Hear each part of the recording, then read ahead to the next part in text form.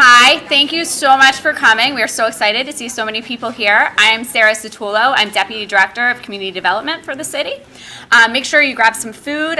We are going to be diving into the presentation soon. If anybody needs the restrooms, they're right up the hall. And we are just really excited to share the first 6 months of work of our comprehensive housing strategy with all of you, our community and our partners. Just so excited that we're all going to be able to gather together and go through this. It will be interactive, so we're going to be asking you actually to bring out your phones, and we'll be kind of explaining how to do that in a little bit. But first, Mayor Reynolds is going to kick us off. Thank you, Sarah. And I want to thank everybody for coming today and all of the work that you do on the front lines. One of the things that we talk about in City Hall is that we aren't the ones that are doing all of the work. We are doing some of the work, but we are standing and we are working with you. And when we talk about housing, as you're going to see here tonight, is we have a housing crisis. I don't need to tell anybody that is here, but the data you're going to see that we have collected over the last several months is going to be reflective of that. And the first time you see it, to some people at least, it's a bit surprising just how deep our housing crisis is. We talk all the time about it's not about us wanting to feel like we're helping people, it's about actually helping people. And I know that's the way that when I look out and I see so many familiar faces, that's the way you are as well. We talk about it's not just about opportunities, but it's about outcomes. How do we move the needle? How do we help people out?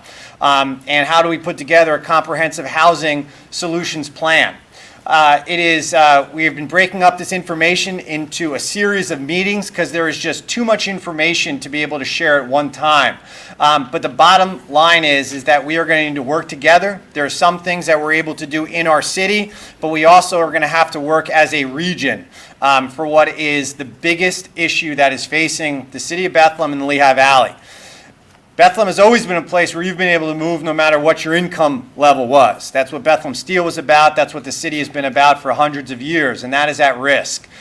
We understood that when we came into office last January, and I am joined today by, I think, probably about 10 to 15 different city employees between our Community Economic Development Office, the Mayor's Office. I see Kristen Wenrick, our Health Director here.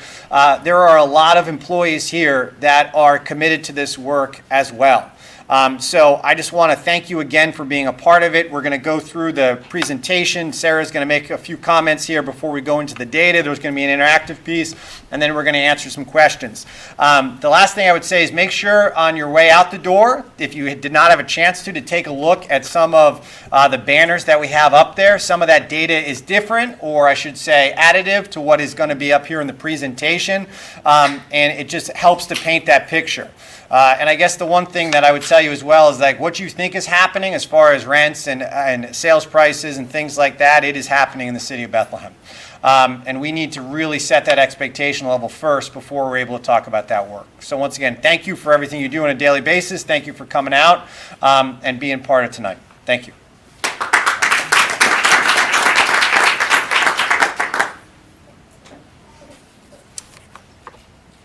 So just to kind of set the stage for this evening, we're really trying to start out with sharing all the data, what we found, and as the mayor said, like what you're anecdotally experiencing in the market, the data is really going to bear that out. And then in the coming months, we're going to be working on actually refining the strategies and solutions to these problems. So this is just the beginning of our community conversation about this. And when we get to the point that we have kind of our actual recommendations and strategies, we are going to bring them back to our community. So what we found is that Bethlehem has one of the hottest mid-sized real estate markets in the country. The secret is out. We've all known for a long time that Bethlehem is an amazing place to live. But the discovery by others has meant real pain for many in our community. Rents have skyrocketed as the prices of food, gas, and utilities have soared. Home buying became an Olympic sport where locals are pitted against out-of-town buyers flush with cash. We all know the housing crisis is hitting Bethlehem hard, and we feel its toll in our community each day when our friends and family and other residents share their struggles. This is why housing affordability is the top issue for all of us working in Bethlehem City Hall. So last year, the city hired the Reinvestment Fund, Atria Planning, and Collabo Planning to help us find the best affordable housing solutions for our unique real estate market. And Mayor Reynolds' first budget, enacted by City Council in December, includes Bethlehem's first $5 million allocation to implement these data-driven affordable housing solutions that we will identify through the study. Our goal is to find the strategies that help the most people possible while taking into account the complexities of our unique housing market and our local housing needs. We know that the Lehigh Valley has a shortage of units, and it's driving up costs for everyone. Nationally, our home prices remain quite affordable, but our rents are rivaling major metros, as you'll see later tonight. So why is that? For many years, our real estate market remained incredibly affordable, partially artificially depressed by the closure of Bethlehem Steel. We've rebounded spectacularly. An economic recovery that the coronavirus pandemic has accelerated to new heights. We've seen a pandemic-driven shift in work and life norms that mean that we have pools of people from New York and New Jersey who now are considering Bethlehem and the Lehigh Valley very attractive places to live and work. And these folks that are relocating here are accustomed to much higher cost of living than we traditionally have been. So this surge of demand has worsened a housing shortage that existed before the pandemic. Unfortunately, there are no easy overnight solutions to this complex problem. Bethlehem has little available land. We do not have many blighted properties, as you'll hear later. And overall, our housing stock quality is much higher than similar cities. When you start in such a strong place, there are no easy solutions. And this is where the Reinvestment Fund team comes in. They help communities across America use data and local input to solve these complex issues equitably. Our presentation tonight will dive into Bethlehem's housing needs and the opportunities and challenges we face trying to meet them. We will offer a second update on these strategies under consideration to City Council on March 7th, and then late in the spring, we're going to return with our final report and recommendations. So tonight, our excellent team is going to walk you through all the work that we've done up to this point. And all of the data and information that you'll learn about tonight will be crucial as we work with the city and our housing strategy committee to vet and prioritize the strategies best suited for Bethlehem's unique real estate market. So now I'm going to turn things over to Adam Rosa from Collabo Planning to talk about the first part of our plan's development. Thank you, Sarah. Thank you so much. Thank you all for being here. It's Wednesday night and you packed the house for a housing meeting. So give it up. Give it up. Thank you for the Fowler Center for hosting us here tonight. This is a beautiful facility. So my name is Adam Rosa. I'm with Collabo Planning, and I'm part of the team that's helping to assess and develop strategies for the housing issues and challenges that we have here in Bethlehem and that you're going to hear about tonight. Personally, I spent about 10 minutes before the meeting looking out the window, and I think it was Bob Dylan who said, "You don't need a weatherman to know which way the wind blows." If you look out the window, you can kind of see it all unfolding. You see the hillside, very beautiful and natural. You see the river, kind of constrained geography and topography. You can see new mixed-use development right here on 3rd Street. You see Bethlehem Steel about a block away, so the remnants of the industrial past. I actually grew up in Buffalo, New York, where we had another small little steel mill, Bethlehem Steel. I think it was the 4th largest in the world. So you see all of this happening. You see the aging housing stock that you have, but very tight overall. There's not a lot of room for new development and new growth. So we're gonna kind of throw a lot at you today. This is really the foundation for the study. So we want to really tell you about the challenges that we've found through data analysis and through community engagement. And from here, we're going to start building the house on that foundation with some different recommendations and strategies going forward. But we also want to make this interactive as we go through tonight, because we know sitting in a room hearing somebody talk for an hour is not the way that we all want to spend our Wednesday nights. So we want to get you involved in this conversation and get more feedback as we go through the presentation. So we did the welcome. We're going to do kind of an overview of what this study entails, a summary of the housing needs, talk about the existing conditions that we all see here on the ground in Bethlehem, talk a little bit about the community engagement that we've conducted over the last 6 months, and then we'll have a chance for next steps and questions. So typically when you go to a meeting like this, the person up here says put away your phones and put them on silent. This is a little bit different. So we want you to pull out your phones if you have them and if you want to participate. So pull out your phone, open your browser, and right at the top of the screen there you can see the site. It's www.menti.com. So when you go to that, there'll be a window that opens and it'll ask you for a code. The code is 8530-3931.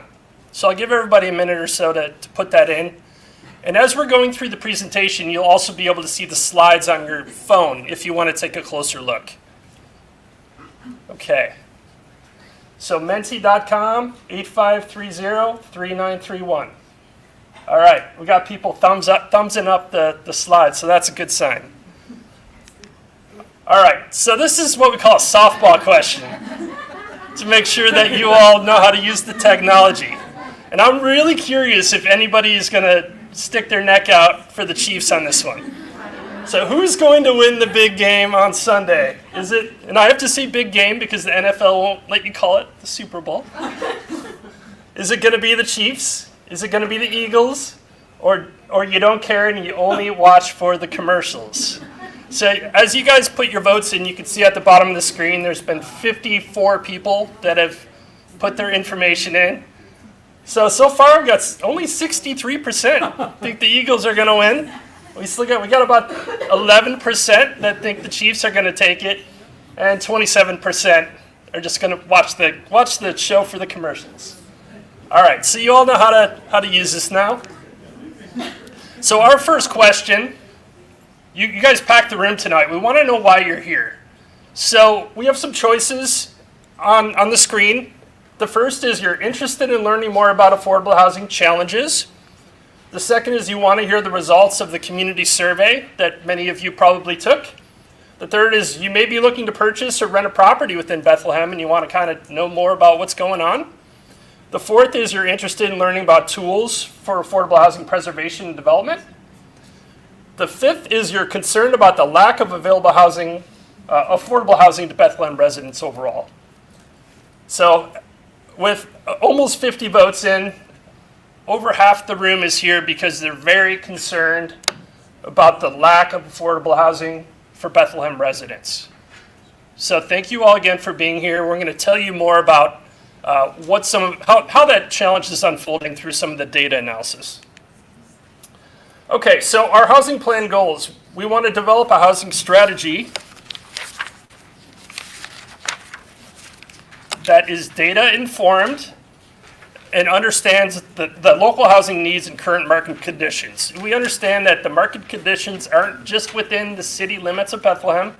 This is a state issue, this is a national issue, this is a regional issue, and it's a city issue. So we're assessing the different trends from all of those levels through this report. We want to factor in the economic, fiscal, and political realities that could really define the course of action. So again, we're building that foundation. Once we get to the next stage in the process and we're starting to roll out some strategies, we want them to be realistic and achievable and implementable. And so we want this study to help make progress for for people within the city, given the prevailing market conditions that we're going to discuss here today.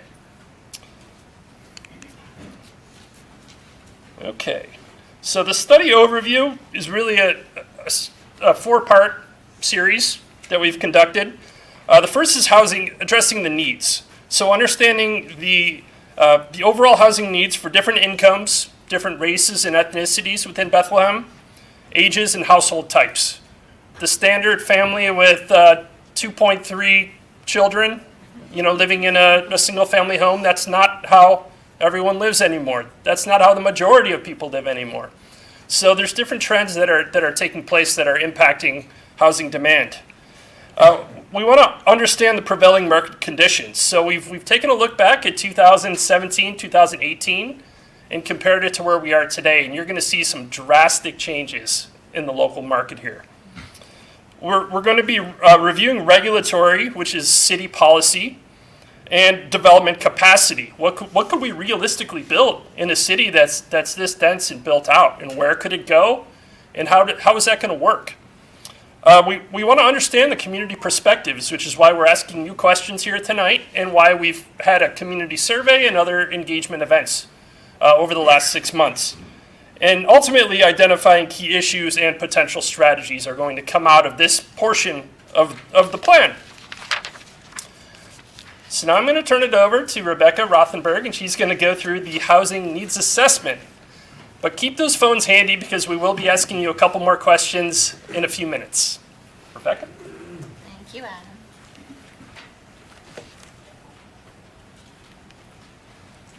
So before we jump into the data, I just want to give a high-level summary of what the needs are. I'm shorter than you. High-level overview of what the needs are, and then talk about housing needs in a general context, talking about the regional housing needs and how that relates to national trends. I think none of this is going to be too surprising. What Bethlehem needs are more affordable units. When I mean more affordable, affordable to the residents who live in and around Bethlehem. There's been a big spike in rents, and so quote-unquote naturally affordable rental units have been lost in the market. There's very few available, less than $1,000, and rents are spiking at oftentimes 50, 80% rent jump in 1 year. And that's a pretty big crisis. And you'll see later on what that means in terms of vacancy rates and turnover. You're also losing a lot of your affordable homeownership stock. So folks who want to transition from the rental market into homeownership are having a really tough time because home prices have jumped roughly 50% in the past couple years. And that means you're also not releasing those rental units so that folks can move into them. So there's a bit of a bottleneck because they can't transition into homeownership. You are also seeing an increase in demographic in baby boomers entering into their senior years and persons on fixed income having a really hard time dealing with inflation and increasing prices. It's acute for renters. It's also significant for homeowners who are not able to make the repairs or pay for utilities because of cost rises in other areas of their lives. And then you've seen it on the ground. We've heard about it from all of the stakeholders and service providers. Homelessness is always an issue. It's become even more of an issue with these price increases. There are working families who are now at risk of experiencing homelessness, of eviction, and those who are, at the lower end of their income are really struggling to make ends meet, and any little hiccup in their lives can derail paying for rent. So homelessness and prevention of homelessness and addressing homelessness for families that this may be their first time experiencing it is a growing concern. And finally, as Adam said, what do we do about it? Obviously, we need more affordable units, but there are some serious challenges to doing that. Notably, a lack of areas to build and the cost to build. And we'll talk a little bit about that, and then Elena with the reinvestment will show you some maps illustrating that. To talk about housing from a regional perspective, there's been a surge in demand. This is nothing new. It happened before COVID. COVID exacerbated it. We are in an area within 1 to 2 hours of large metropolitan areas, something like 30 million people within a 2-hour area. And so when you have flexibility in where you can work and you want to live somewhere with a high quality of life and more affordable housing, the Lehigh Valley goes to the top of that list. So when you're feeling this pressure, that's because people who are living in very high-priced areas find the Lehigh Valley to be quite affordable.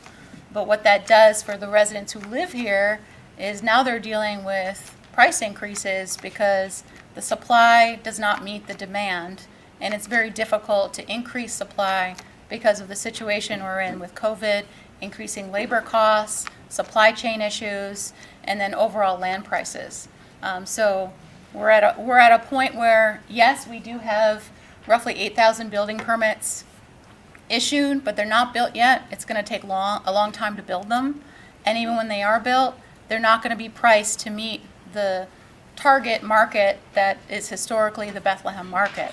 So we're in a position where there's a gap between what folks who live in Bethlehem can pay and what products are coming online. And I mentioned all the reasons why that is. Also, the developers can build more expensive homes because people are willing to pay for that. And maybe it's not here, maybe it's from other places, but like we mentioned earlier, you have a lot of relocation that is expected to happen where people are moving into the Lehigh Valley, and you have job growth. And so you end up with not a lot of product that's priced in what Bethlehem historically is known, which is home prices roughly around $250,000 and rents less than $1,400. Like, that is not coming on the market with these building permits. And this gets to the bigger issue that's come up a lot with limited land. There's a larger conversation that we should be having with our regional partners and how to address housing demand from a regional perspective, using the available land that exists and lining it up with where the jobs are going and where there's infrastructure and transportation. So this kind of like paints the picture of vacancy rates at less than 2%. Healthy is usually like 6%, is generally like a strong but stable rental market. Less than 2% doesn't even mean that 2% is for rent. It just means they're not occupied. What's available is even less than that. There are units that have already rented but are not occupied. When we did a survey of what was available, it was virtually nothing. And then when we also looked at the price points, hardly anything under 1,000. I mean, when I did the survey, there was nothing under 1,000. I think, Adam, you took a look maybe a couple weeks later, and there might have been one unit under 1,000. And that's a big deal because that's very different from what the rental market looked like, say, in 2018. So that change has had serious ramifications in terms of the stability of long-term residents and housing. I wanted to take a step back and talk about defining affordability, just because some people think of affordable housing as just public housing or just vouchers, but there is a range of incomes that fit within that spectrum of affordable housing, and it goes all the way up to middle income housing. So even middle income housing is harder to achieve in Bethlehem than ever before. And just to put it in a dollar figure, the very low income category, which is a HUD definition, is equivalent to less than 50% of area median income. An area is defined as the metropolitan area. These are HUD's definitions.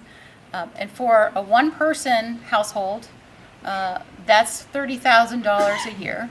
And for a family of four, that's $45,000 a year. So these are a lot of the workforce and people that you know who are getting priced out of the market and would be considered very low income under HUD's definition. And in perspective, like, it's based on the region. The region is fairly wealthy. Median income is roughly $90,000. And so Bethlehem has lower income than the region. And so the majority of residents in Bethlehem would, based on HUD's definitions, be low and moderate income and are facing extreme pressure and being priced out of their own cities. So this just illustrates the share of households by income. And you can see the very low income renters and the low and moderate income renters, roughly 40% of all residents are getting priced out of the market based on rent trends. Those who are in homeownership, if they already exist in homeownership, it's a bit more stable. But the low and moderate income renters who would traditionally enter the homeownership market aren't able to do so because of the price increases. And a lot of people just end up staying, so you don't have the turnover of units. I don't know if you can see the cities, but the 3 lines that are below the red and then jump over the red, that's the Lehigh Valley. The green line is Bethlehem. And you can see right around the peak of COVID, Lehigh Valley got more expensive than Philadelphia. So to put that in perspective, Philadelphia, which has historically been a more expensive place, people have moved here for more affordable housing options, is now more affordable than the Lehigh Valley. And we see that in the data, and we also hear it when we're talking to people about why rents are so high and why they can't move because they can't find a place that they can afford.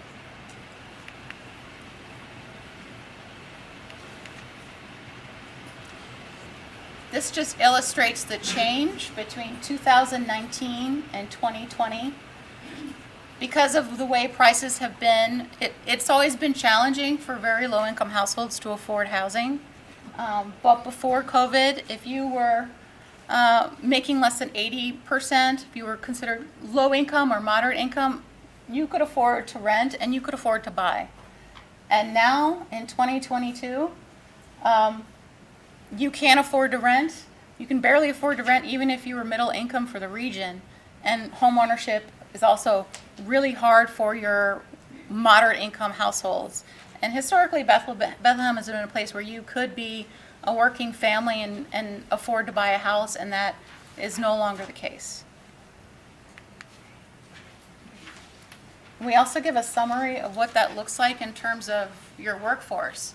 So these are service industry workers, hospital workers, those who work in your schools, who drive your kids to school, postal workers, essential workers for a community, for a city to survive. And the wages make it really hard to afford housing in this market. So most of the positions here are facing challenges. And we have, 1,000 some jobs, and it illustrates that, where you could once afford housing, you no longer can because of this rapid change in pricing. This also has a pretty significant impact when we're talking about equity issues, looking at race, ethnicity, and homeownership rates. We see that regardless of income, homeownership rates are higher for white, non-Hispanic households.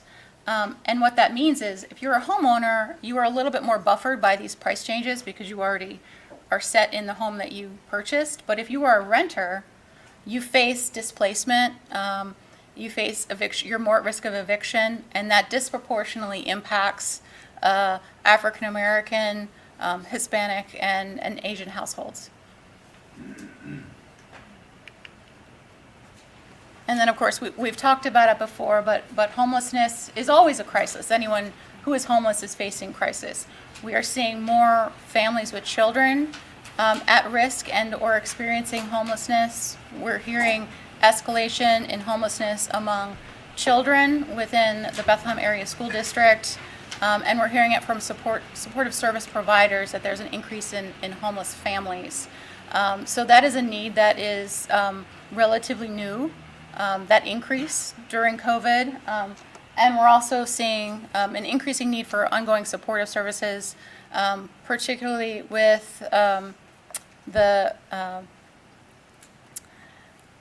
addiction spikes in the past 5 years, and Bethlehem being a college town, also attracting a lot of younger adults who are experiencing homelessness.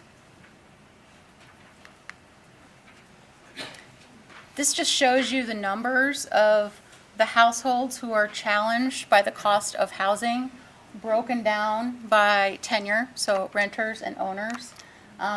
Just among renters, you're looking at 6,500 households who cannot afford housing. This is based on HUD data that helps communities plan for housing needs, and it's pretty severe. And this is relatively dated. I think when the next figures come out, it's going to be higher. And I'm using this to frame the conversation of what the need would be. Like, to even address the needs of all the renters, just the renters who can't afford housing, will cost roughly $50 million a year. Well, the city doesn't have that, and no one can actually plug that gap. And so just to frame the conversation, we're not here to solve the problem. We're here to have everyone understand the problem and figure out what we can do with the tools that we have.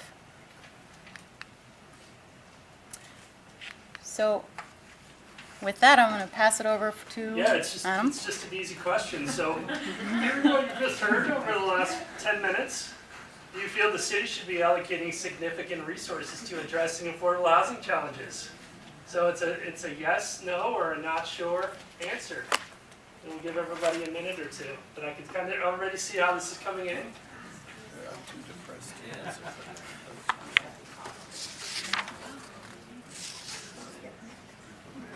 So we do have about 6% that say no.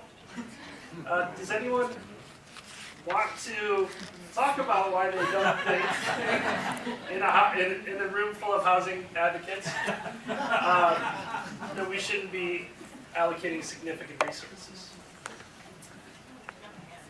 I'll answer that. Yes. So, I guess in my mind,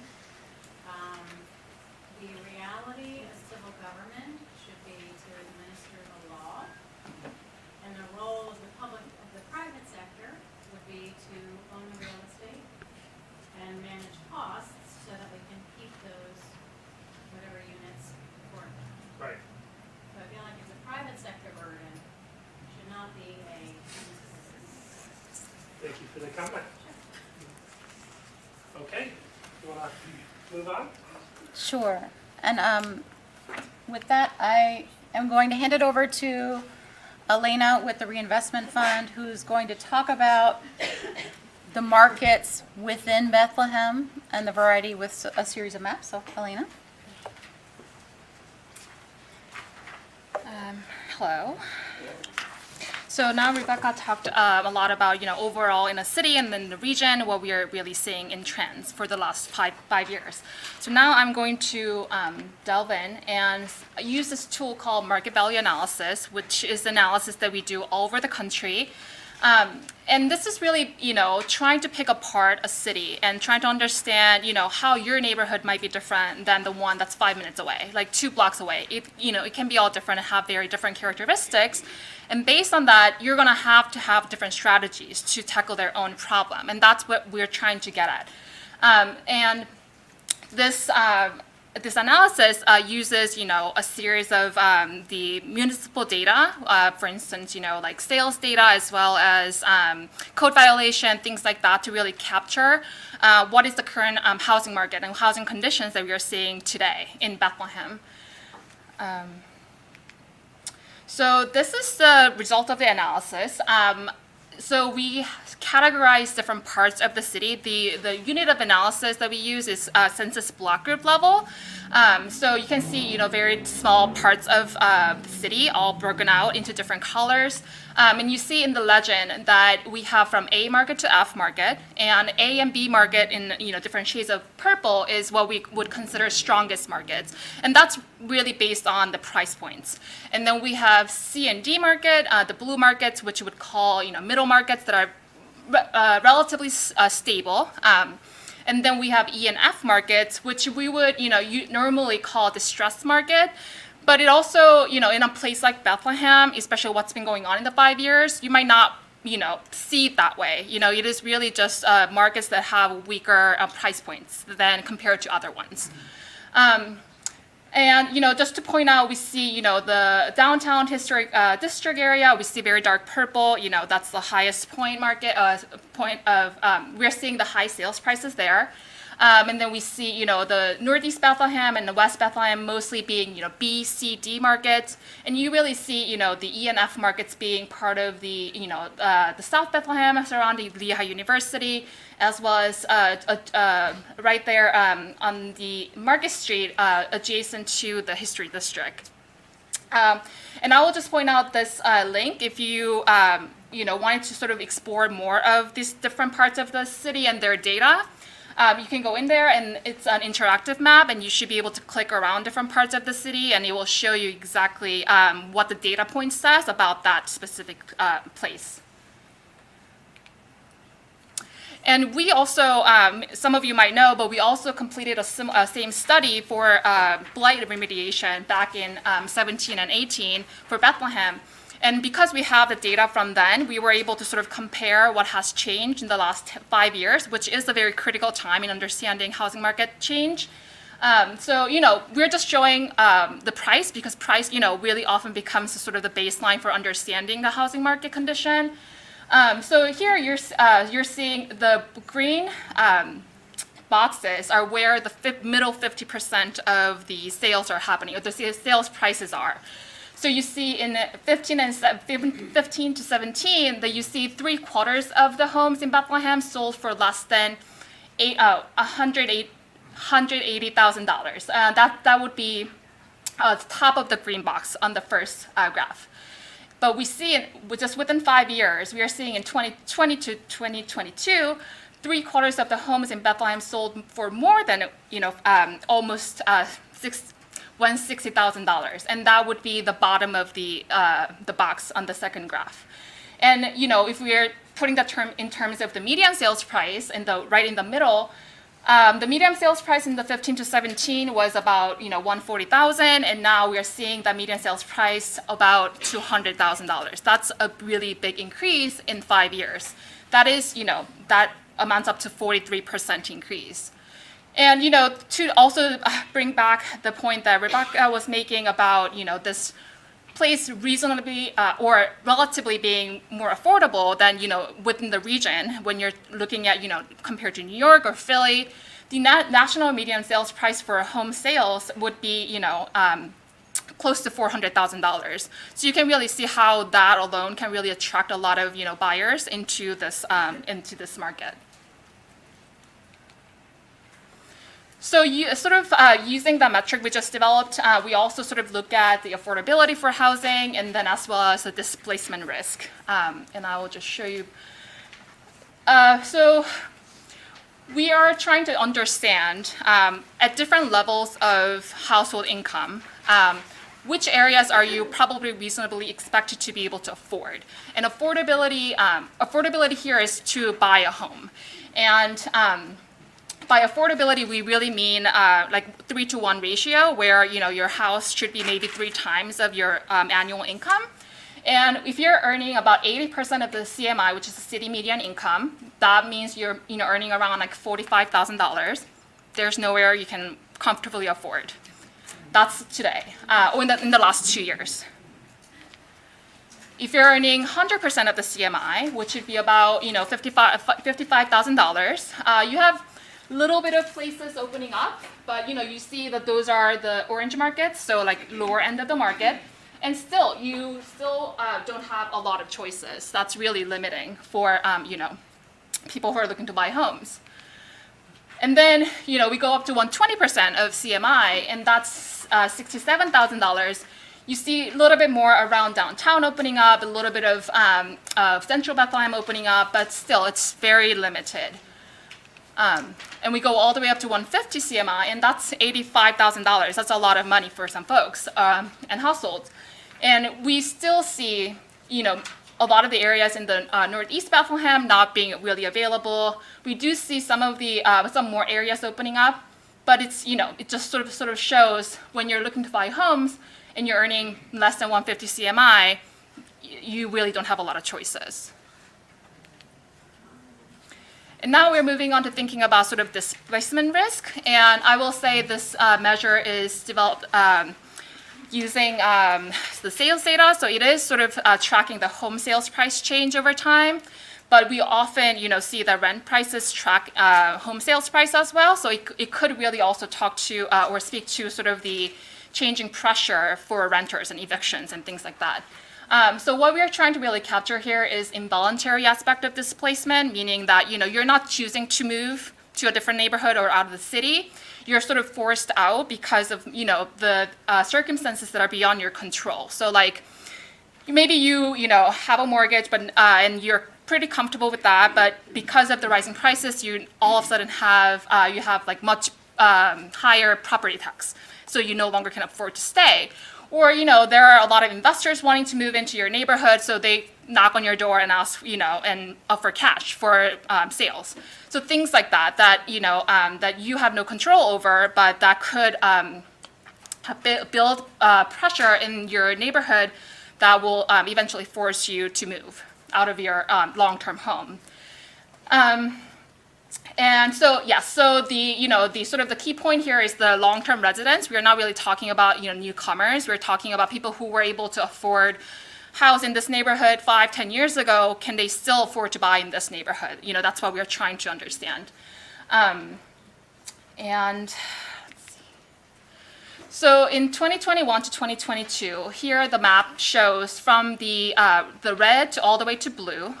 The red areas are where we consider very high pressure. That means when we compare the household median income from 2010 and the housing prices now, it's really hard for those folks to be able to afford in the same neighborhoods. And if you notice, we see a lot of the dark red areas, the areas that are showing the highest pressure, meaning highest pressure for displacement, are some of the areas that have been traditionally more affordable. So that maybe moderate to low income folks were able to afford or were able to live there. But we are seeing those areas being really threatened by this housing pressure that's been building for the last 5 years. So these two tools, MVA and DRR, displacement risk ratio, are two very place-based tools, analytics that we have to be able to use that can inform our strategies. Again, what we want is to be able to have very targeted and set of strategies that are going to be better for a rental community as opposed to a homeowner community. Things like that. So going forward, we should be able to use these to really help us decide, what are some of the areas that, strategy A might be better for as versus, B. So things like that. So I'm going to turn it back to Adam. Thank you. So we need to understand that data is not only what comes out of a computer and shown on a map, but it's also what people think, feel, and perceive about what's happening in their neighborhood. Because we all know that people make personal decisions on how they think, feel, and perceive what's going on around them. So we wanted to cast a wide net through some community engagement during this process. The first thing we did was a series of pop-up meetings everywhere from Lehigh University to the Kellen Mobile Market to I think we did a trick-or-treat event. We wanted to reach all different parts of the city and different audiences and ask them questions. So one of the things we did was we gave people Bethlehem bucks, and I think we had 6 different strategy buckets, and we asked people to prioritize how they would spend their money. And the top 3 answers from the pop-up meetings, people wanted to prioritize housing and services for the homeless, number 1. Number 2 was home ownership opportunities for lower income working families. And then number 3 was housing for the mentally and physically disabled and folks with substance abuses. So that's based on 300 plus respondents at our pop-up meetings. We also did a larger community survey, which hopefully many of you took over the fall. I think we had 3,100 responses, and much of the information is in the banners around the room, so I'm not going to get too deep into it. The city did an awesome job getting the word out and getting 3,000 plus people to take a housing survey, so I got to take my hat off to them. But a couple of the things that really stood out to me, about 1/3 of the people that took the survey said that their properties that they were either living or renting in needed major repairs. So that's 1/3. And over 1/3 of the people that took the survey said that they, in the last year, fell behind on either a mortgage or rent payment. There was about 37% of the people that took the survey. So those really stood out to me and kind of express some of the challenges on a personal level that folks are facing related to housing. We've also had a series of focus groups and interviews with different people that are in the housing space and also other partners, local universities, healthcare, workforce. We wanted to be able to kind of take their temperature on how they saw how things were playing out. A lot of these focus group meetings have helped to inform some of our initial goals that we're going to be rolling into more detailed strategies down the road. But we wanted to give you all a chance to also prioritize. Many of you probably took that bigger survey, but we want to get a little bit more input here. We want to, we'll give you about 5 minutes to do this one. So we have 8 different options here, and the question is, what are your overall priorities? And you can rank these 1 through 8 on your phone. So we have rent stabilization of current units that people are renting. We have adding new units to the market. We have rehab of existing homes in the neighborhoods. We have addressing homelessness, and remember that was the top ranked during the pop-up events. We have the regional housing planning and connecting housing to where jobs are located. We have, things are shifting around, right? Okay. We have addressing senior housing needs. And we have additional on-campus student housing to take some pressure off of the areas around the university. So we're going to give everybody about 5 minutes to kind of rank these. This is just another data source for us. And this will help to continue to inform our priorities moving forward. So it looks like we have about 8 people that have completed. We know they're all important, but we want to get a sense of the ranking from your personal perspective.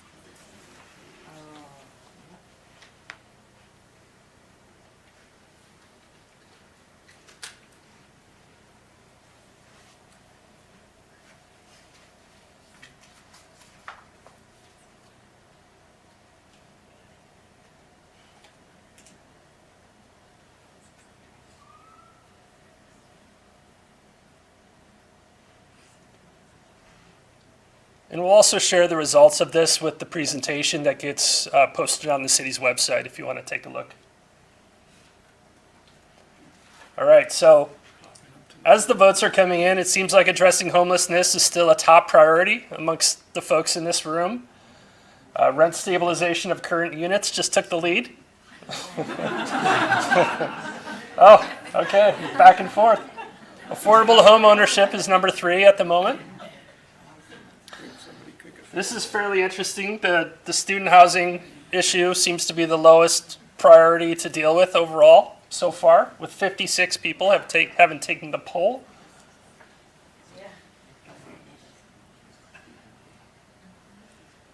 Okay, so I'm going to ask somebody who ranked addressing homelessness number 1 why they ranked it that way. And you know, I'd just like to get a little feedback.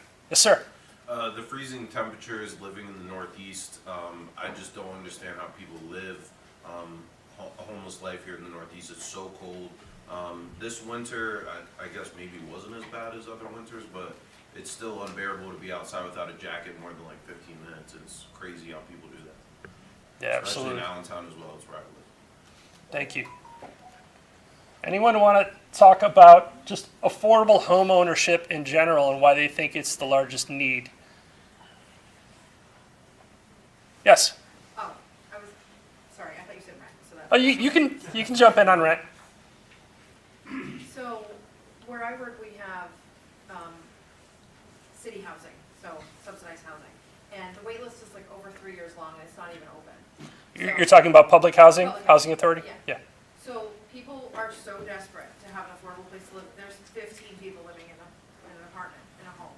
And it's affecting everybody. It's affecting the kids who go to school. Sometimes kids aren't going to school because there's so many people up at night living in the house. It's just, so I just think that that's the most, just a stable home, a stable place to eat and live and study, and just, it sets you up for success. I think that's Absolutely. just so important. And what neighborhood are you living in? Pembroke. Okay.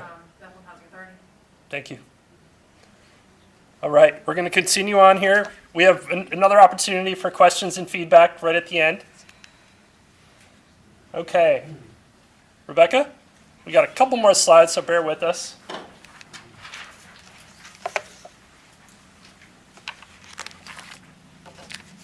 So where we are in this process is we're just starting to look at the strategies. We're working through a list of strategies around different priority areas, but we can sum up what is needed, which is, can you make it cheaper to build, or can you make it cheaper to add new units? And how can you get the money to fund new units? So these are sort of the general buckets. Leverage means working with other sources of funds so that you get more impact using the resources that the city has. And there are also partners that the city can work with, including the Housing Authority or even other jurisdictions. There are some regions where they pool their resources together to address regional housing needs. So we're looking at all of these different types of strategies now, but we have considered how we can't implement all of the strategies. There are 30, 40, 50 strategies that we've identified, and we just can't do them all with the resources and the bandwidth that staff have. And so we want to consider what is most feasible, and what essentially are the low-hanging fruits. Like there are partners willing to implement. There is an appetite to do these certain strategies, and so that's where we're at. We're not pushing any strategy just yet, but we're trying to figure out what makes the most sense given limited resources, limited capacity, and a certain political climate. We looked at the challenges and opportunities, and they're kind of two sides of the same coin. The opportunities are you have a lot of demand, and that demand isn't going to slow down based on projections. So people are going to continue to move to the Lehigh Valley. There's strong job growth, and there's a quality of life that's associated with that growth. And you also have less blight. So there are a lot of investors who are buying up properties that are blighted and fixing them up. You have a lot of interest in development, and you have interest in higher end housing. So developers are coming in and building higher end housing. So some of the industrial towns that have long struggled with, oh, nobody wants to live here, that's not the story for Bethlehem. But at the same time, you cannot build to meet this demand, and the cost to build is very high. And so you're seeing that extreme price pressure, and folks who have historically lived in Bethlehem and could afford housing, even if they didn't make a lot of money, are now feeling the pressure for displacement.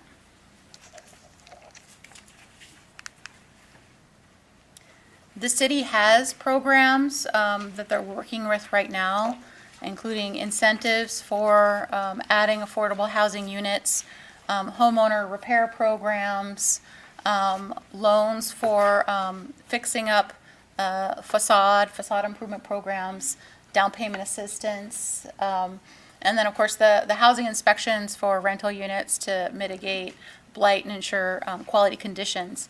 We're now looking at ways to augment or add to existing programs and think about new programs, strategies, or tools that the city can add to that.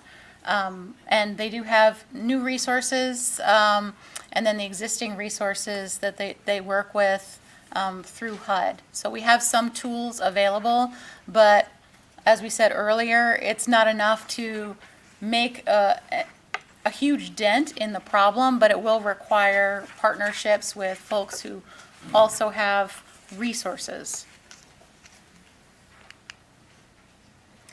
These are the 5 priority areas. We can associate them with goals as well. The strategies that we will identify will fall into multiple buckets, so it's not like for example, a lot of folks have talked about an ADU program that falls into several of these categories. But the main goal is to preserve existing affordable housing, and not just subsidized housing, the housing that was on the market pre-COVID that moderate or middle income family could afford, either in rent or home ownership. That's generally been thought of as a one-bedroom at around $1,000, and home ownership opportunities around $200,000 is sort of the numbers that we're seeing as the greatest need. That's the area that we've lost the most housing units. Also finding ways to address the housing needs of the most vulnerable when prices have spiked. Those who were renting at the lowest band of housing stock, when those prices shift up, they can no longer afford the housing unit that they're in, and they cannot downgrade because there's nothing available. And so those are the most vulnerable who are at risk of eviction, displacement, and homelessness. Also, how do you build more units or add more units? As we talked about, there's a supply shortage for land, and there aren't a lot of structures available for rehab. There's not a lot of blight. So how do you add new units? And that brings us to the other priority, which is if there's limited space, how do we look at it regionally when there is green space and jobs and a network of in and out migration of households? Are there other areas outside of the city that are appropriate to add housing units? And then finally, how do we take advantage of this high demand to promote more affordable housing development? So this is a nice place where there's a lot of interest in development. So a place as in this time period, it's a hot market. So there are certain advantages on how to take advantage of this hot market so that you do add more units, because development is happening.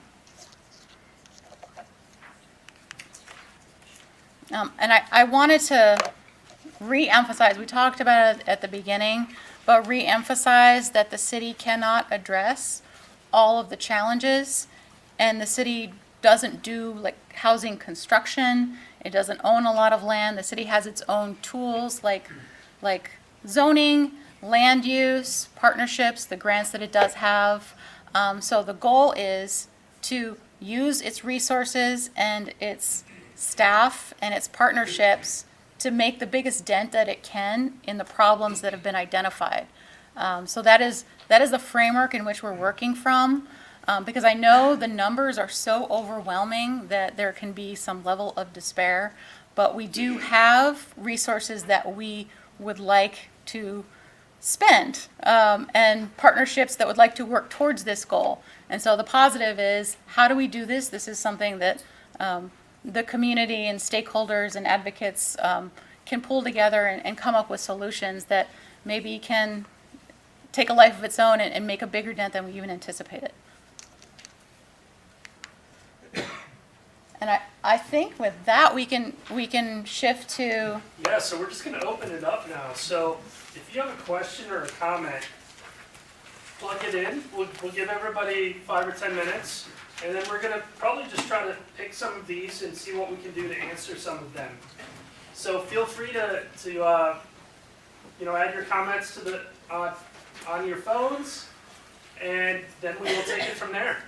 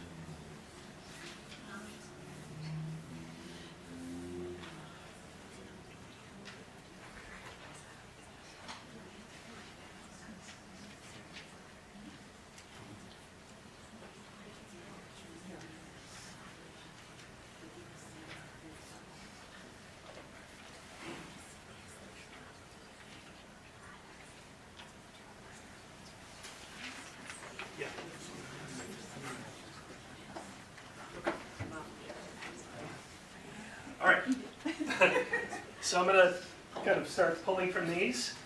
We may need to scroll down as well, but let's talk about what an ADU is. Rebecca, you threw that term out a few minutes ago.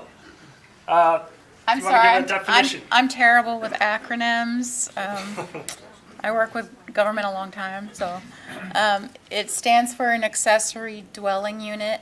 That can be a separate unit within the structure, like a walkout basement that is for a grandmother. It can also be a cottage or an apartment above a garage. It's basically a separate unit within a single parcel, typically a single-family parcel, where there is another unit typically available for multi-generational housing or as a rental unit. There's been conversations in Bethlehem about alley houses, which is another version of an ADU. And I think this gets to this question here. What are some other cities comparable in size to Bethlehem doing to address this problem? Accessory dwelling units are one solution in a range of tools that are available, but it's a very it's a prominent solution that many cities of this size are starting to use because it doesn't visibly increase density in a neighborhood because you don't see new buildings, but it technically increases the number of people that can live in the area. So that's one. Do you have any other thoughts on this Sure. question? I have lots of thoughts. I'll just say a few. With construction prices going up, that's a national trend, and particularly when you're dealing with grant programs that fund multifamily housing, it's become really expensive to build an affordable apartment. In some markets, it costs as much as $500,000 to build an affordable apartment because of all of the constraints with the tools available for big projects. And so they're trying to find ways to lower the costs. And so modular or prefabricated housing getting shipped in and put up lowers costs because it lowers time and it lowers manufacturing. Also, looking at the housing, looking at units that need the least amount of subsidy. So changing the size of units, and that follows the change in size of households. There are a lot smaller households than before. There are a lot more single people who stay single for a long period of time, or only two-person households. And so thinking about non-traditional single-family homes, so townhomes, condos, smaller size single-family units like cottage communities has becoming a growing trend because it costs less to build, so you need less subsidy or no subsidy at all. And it addresses a need for access to first-time home ownership for people who are delaying starting a family. So 20s and 30s, you can access home ownership. That's another solution that some cities are implementing. And then there are some places where there are hot markets that establish requirements for affordable housing for any new development. There's some challenges to that with Pennsylvania, but that is something that other places are interested in doing. There are also rent stabilization programs, which is different from rent control. It's limiting the increase that a unit can be increased per year on a specific tenant. I could go on. There are lots. So there was a question on the first page about education, what's being done about education. I'm just curious, whoever asked that, do you want to elaborate on that a little bit? Well, because I'm looking at all the affordability by occupation, and a nurse seems to be doable. So if people are having issues with affordability in housing, what programs, all the lists of things you showed on there to help people with housing and with rents and with utilities, there's nothing on there that said, here, go to school and learn to be a nurse, so you can afford a better place and a better life. There was nothing on there for that. So one of the things that we have, and I've talked about this, is our biggest partner is the Bethlehem Area School District. We obviously have a partnership with them with a lot of our neighborhood revitalization programs to try and get them to understand, which they do, is housing insecurity and the effect that it has within the school district. But the bottom line is that it's like if we had like 10 bottles of water there, like we can send people to college, we can do these things. Our biggest problem in Bethlehem is a housing supply issue, and that's vacancy rate. But obviously there's a lot of things along the continuum as far as how do we put people in positions that we look at as far as our Northside Alive program, as far as Southside Tomorrow, as far as our partnerships with our nonprofits to make sure that we have that education system, that we're taking people, and especially kids that might not have parents that went to college, to be able to get into trade programs, to be able to go to college, to be able to have that, to make them as competitive as possible. And it's part of the reason why we have tried to create that partnership with the school district to be able to create 18, 19, 20-year-olds that are in the best position possible as they do enter this difficult housing market. But I'm talking about, I'm 61. I'm trainable still. Yeah. I mean, what about the older adults? You get into that age range where, you need to earn more income. Yeah. There's that. Be a nurse in 18 months now, according to that billboard on 22. Yeah, I mean they're making great money in St. Louis and Lehigh Valley or in the traveling nurse programs. $150 an hour. Yeah, So yeah, and it also goes into the idea, and get a little bit away from housing, but it goes into the idea that just like housing, there's a lot of pandemic pressures on people, and part of the reason there's been vacancies in nurses obviously is because of what they had to do throughout the pandemic. And one thing I did not say before is part of what we're doing here is talking about how we can utilize those resources that were created by the American Rescue Plan to be able to help put into the programs that we already have going on. One of the things that we did not have an opportunity to talk about is all of the affordable housing initiatives that both the city has been doing for years and some of the nonprofits that are in this room. And what this study is about is how do we allocate those resources. The American Rescue Plan, and when President Biden passed that with Congress in March of 2021, it really created this once-in-a-generation lifetime for us to allocate resources for that exact reason, is how do we utilize those resources to be able to create kind of the most progress that we can.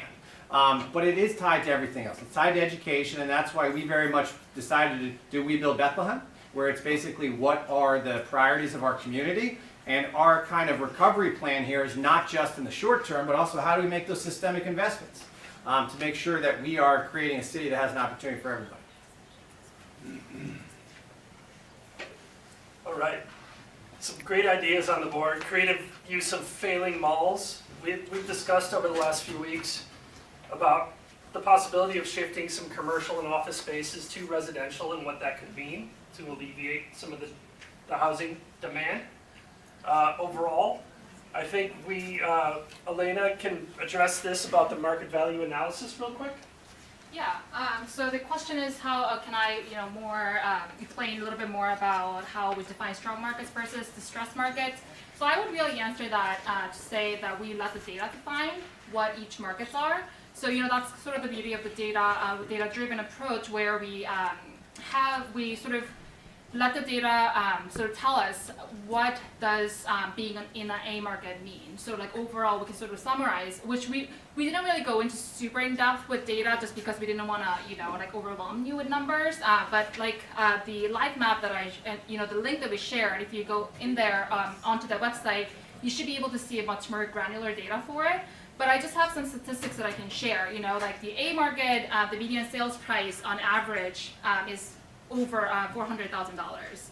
And then for E or F market, we see the median sales price around $150,000.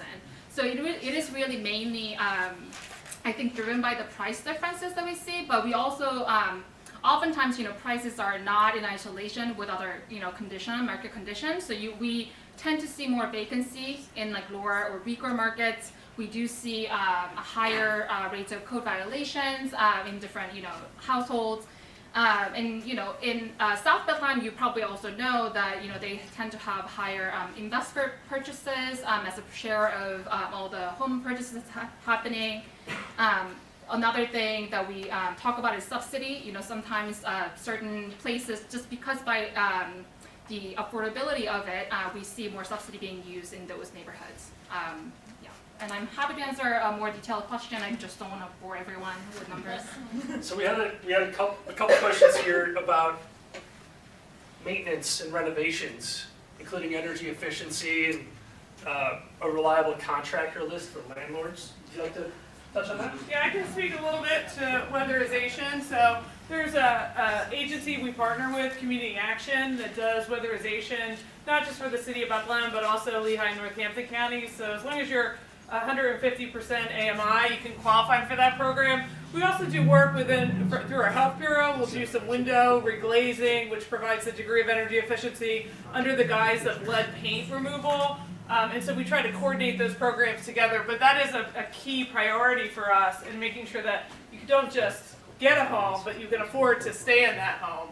I don't know. Do you want me to jump through a couple of these, or If you see anything else that you want, go for it. incentivizing affordable units? We do look at all of the programs we have to add some kind of affordable housing requirement to get the incentive. LRTA is something that you heard mentioned on a previous slide, and so we are looking at all of our incentives to see what we can do. Pennsylvania is a bit of a challenge. We can't just obligate affordable, but we can provide the carrot to get what we want.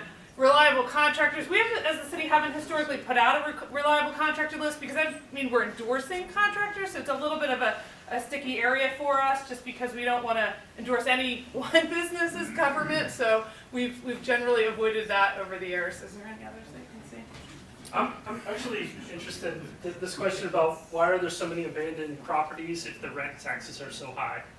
Is there?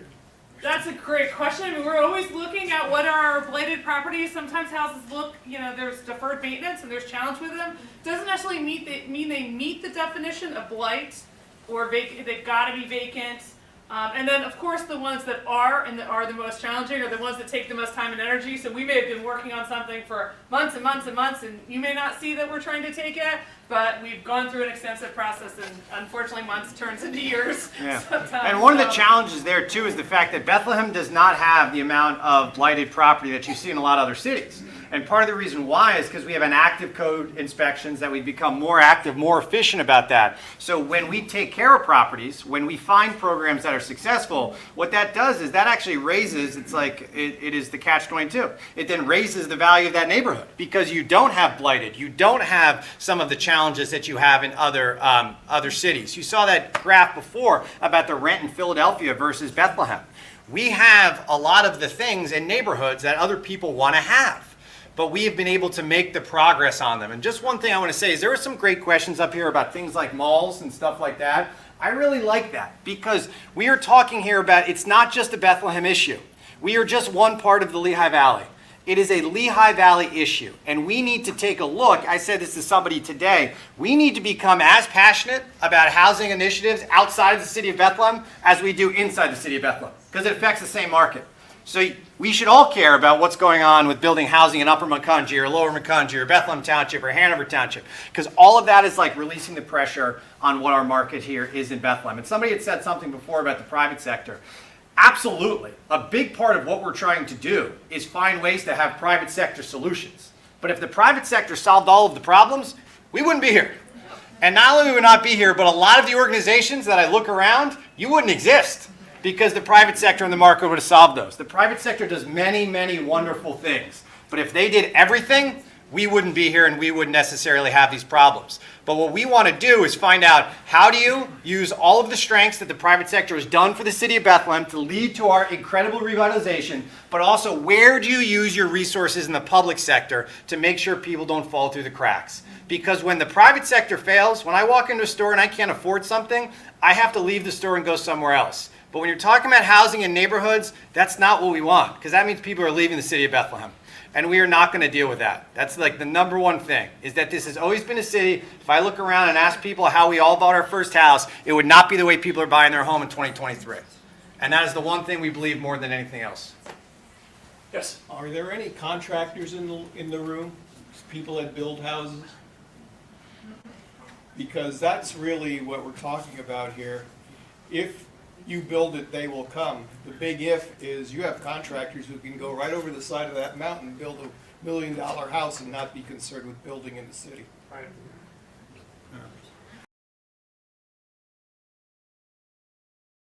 I see a lot of people that are also has been involved in our homeless study that we also took care of. Once again, another issue that we are going to do everything we can in Bethlehem, but it's also a regional issue.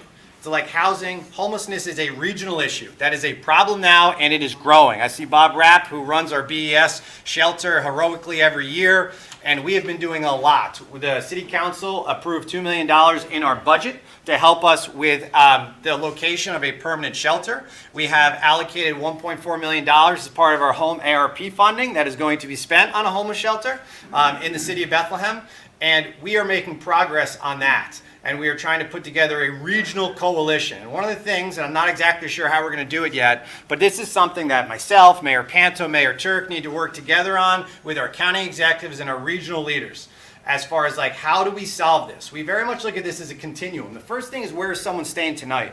Where are they going to be able to survive? But then it's, how do we get them into transitional housing? How do we get them into affordable housing? How do we get them to buy that home? And it is going to take all of us. And that first step on that is the homelessness issue, which is growing. It is growing in Bethlehem and is growing in the Lehigh Valley. If you live in Bethlehem, you understand that, and it's something that, once again, people can choose to ignore, or you can live with the consequences that are going on in other revitalized cities in the Lehigh Valley. And we are committed to that, and we are in the process of trying to determine a location. So I see a few questions on here about affordability laws to ensure that new development is affordable or mixed income, and that's typically referred to as inclusionary zoning. Does anyone want to address that from the city perspective or the national perspective of where we are in Pennsylvania? I can tell you that Pennsylvania, I don't know if Laura or Alicia want to add to that, is Pennsylvania does not necessarily have a lot of those affordable housing mandated levers that other states have.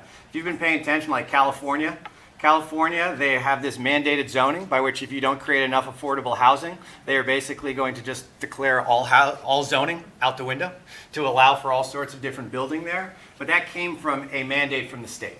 What goes on in New Jersey, what goes on in New York is not necessarily something that legally we're able to do. Rather than some type of mandating, it's much more of an incentive. What can you necessarily give somebody? What can you give up as far as density is concerned, as far as parking is concerned? What is it in our economic revitalization tools like LRTA that we're able to give up to mandate a portion of it? It is a different type of equation, but once again, one of the things that's come up in our meeting is that it has to be a priority for our elected officials. It's got to be a priority for our state officials. Steve Samuelson was here before, a state representative, and he talked about how in Harrisburg, they're talking about what can we do to give cities more of an opportunity to do this, more of an opportunity to be able to mandate things. But currently, we do not have a lot of those powers that you have in other states.